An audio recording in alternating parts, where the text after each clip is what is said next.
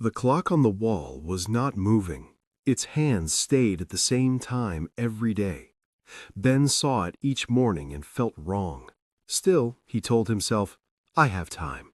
Ben lived with his aunt Amara in a small town by the sea. Ben slept late. He walked around with friends. When his aunt asked for help, Ben often said, later. One morning, Amara said, wake up early. Help me take bread to the morning shop. Ben turned over in bed. In a minute, he said. That minute became a long time. When Ben finally came out, Amara had already gone alone. At the shop, the owner shook his head. Too late, he said. I already bought from someone else. On the walk home, Amara's arms looked tired. Ben felt hurt inside, but he tried to hide it. That evening, Amara called Ben to the kitchen. On a high shelf sat a small glass timer with sand inside. Bring me the sand timer, Amara said. Ben did not like it, but he brought it. Amara turned it over. The sand began to fall. Tomorrow, Amara said, go to the dock where the boats stop. Show this timer to people. Ask, how much is this worth? Then come back. The next day, Ben went to the dock. He showed the timer to a fish seller. He looked at it. Glass and sand, he said. 10 coins. Ben showed it to a tea man. 20, he said. He showed it to a woman selling cloth. The woman turned it in her hands. 50 coins, she said. Ben went home and said, they all gave different prices. Amara nodded. Good. Put it back. The next day, Amara called again. Bring the timer. Ben brought it. Amara turned it over and watched the sand fall. Today, Amara said, go to the clock shop on the main road. Ask the same question. In the clock shop, many clocks were on the walls. A man sat with small tools. Ben showed the timer. How much is this worth? The man held it in both hands. He smiled. This is made well, he said. I will pay 5,000. Ben could not speak for a moment. 5,000? At the dock they offered 10 coins.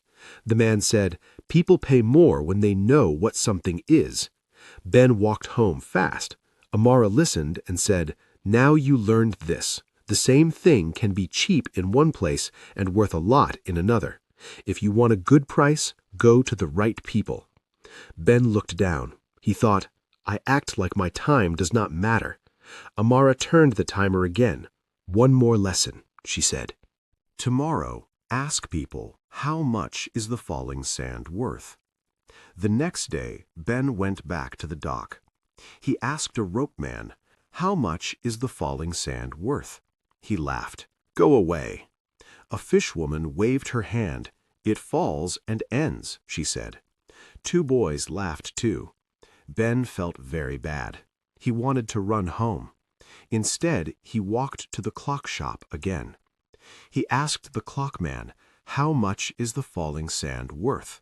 His voice was low. The man put down his tool. You cannot buy falling sand, he said, and you cannot buy back time. A second goes, and it is gone. No money can bring it back.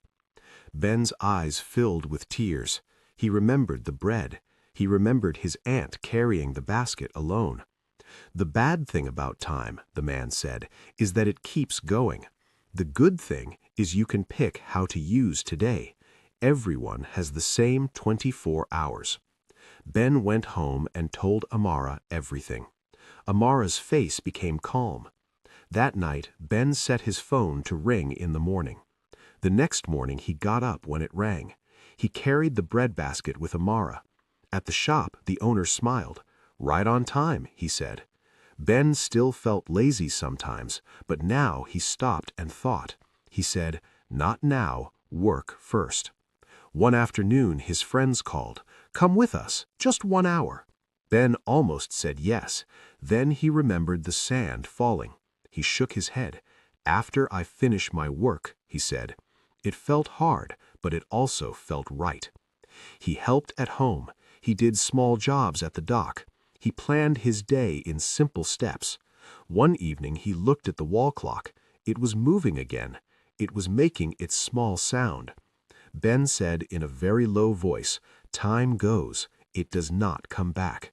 I will use it well. Time is free for everyone, but it has no price. Pick where you spend it and pick the right people.